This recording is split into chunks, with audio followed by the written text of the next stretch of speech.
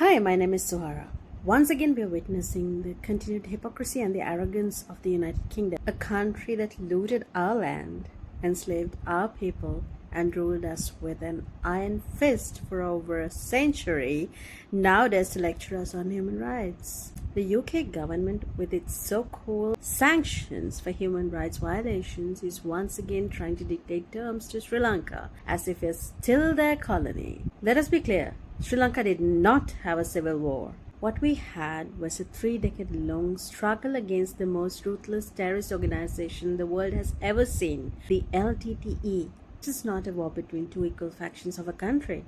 This was a battle between a legitimate government and a terrorist group that murdered thousands of innocent civilians, used child soldiers, and carried out suicide bombings across the nation. Yet, instead of recognizing our sacrifices and our victory against terrorism, the UK and its allies continue to parrot the lies of the LTTE sympathizers. They speak of human rights violations and genocide. Where's the proof? Has any credible international body ever found any evidence of genocide? No. These are nothing but baseless, politically motivated allegations spread by those who failed to break Sri Lanka through terrorism and are now trying to do so through international pressure. And what does our government do? Instead of outright rejecting these outrageous accusations, they timidly say such unilateral actions do not assist the reconciliation process. Is that the best we can say? Do we not have the backbone to call out this blatant interference in our internal affairs? The UK does not care about reconciliation. No.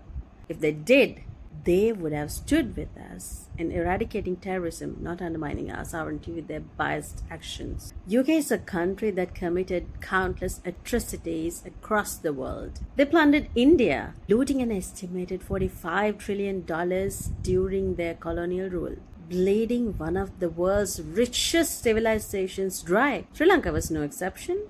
They stole our wealth, crushed our people, and left us divided. Our resources, labor, and prosperity were exploited to feed the British Empire, the British Raj, while our people starved to death.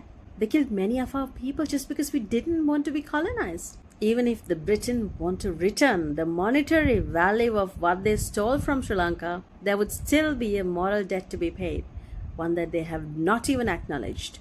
Where is their apology for the war crimes they committed in Sri Lanka? Where is that remorse for the lives they destroyed, the families they tore apart, and the suffering they inflicted on our people, my people, our religion, our culture, and our values? See the audacity? Instead of making amends for their own crimes, they now turn around and try to paint us as the villains. This is nothing but a continuation of their colonial mindset, a desperate attempt to control us, to make us bow down once more. But we say enough is enough.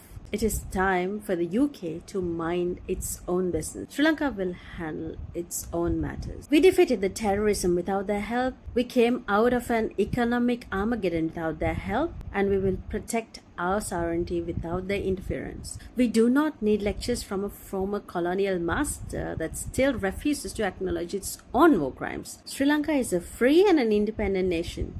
And we will not be bullied by those who still dream of controlling us. You deal with your own problems. Apparently you have many, and we will deal with ours. Thank you very much.